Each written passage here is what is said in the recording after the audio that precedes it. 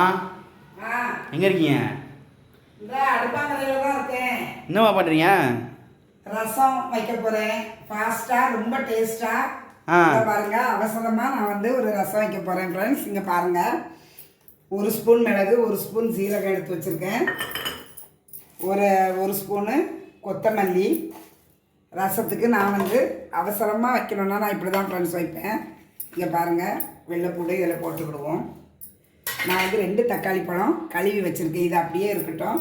இதை ஒரு சுற்றிடலாம். இந்த மிளகு, சீரகம், வெள்ளைப்பூடு, கொத்தமல்லி போட்டிருந்தேன் ஃப்ரெண்ட்ஸ். இதில் அரைச்சி வச்சதில் நம்ம அப்படியே இந்த புளி நல்லா கரைச்சி வச்சுருக்கேன் பாருங்கள். இதை அப்படியே நான் ஊற்றிக்கிட்டேன். ஸ்பூன் மஞ்சத்தூள், இதுக்கு தேவையான கல் உப்பு. புளி தண்ணி ஊற்றி வச்சுருக்கேன் பாருங்கள். அதுலேயே நான் 2 தக்காளி பழத்தையும் நல்லா பழுத்த பழத்தையும் இது கூட சேர்த்துக்கிறேன் ஃப்ரெண்ட்ஸ். இந்த ரசம் தாளிப்புக்கு இந்த பாருங்கள், ஒரு 2 ஸ்பூன் எண்ணெய் ஊற்றி வச்சுருக்கேன். 1/2 ஸ்பூன் கடுகு,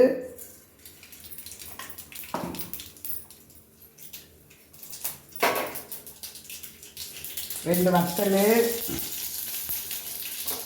பிச்சு போட்டுக்கிட்டேன். இதுலையே எத்தனையோ ரசம் இருக்கும். இந்த மாதிரி ரசம் செஞ்சு பாருங்கள் ஃப்ரெண்ட்ஸ், ரொம்ப டேஸ்ட்டாக இருக்கும்.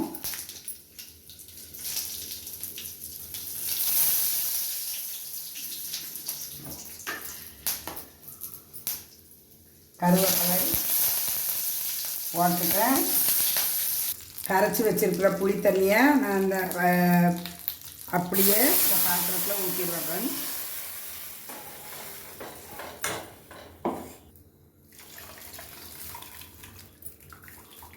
நம்ம ஃபாஸ்ட்டாக கொஞ்சம் ரசம் வைக்கணும் அப்படின்னு சொன்னால் இந்த மாதிரி மெத்தடில் வைக்கலாம் ஃப்ரெண்ட்ஸ்.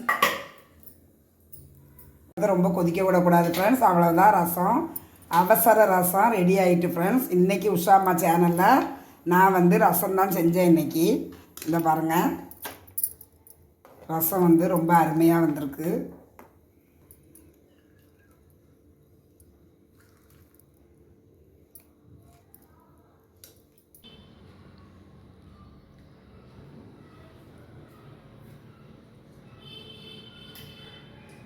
டேஸ்டான, சுவையான, காரசாரமான வீட்டு ரசம் ரெடி.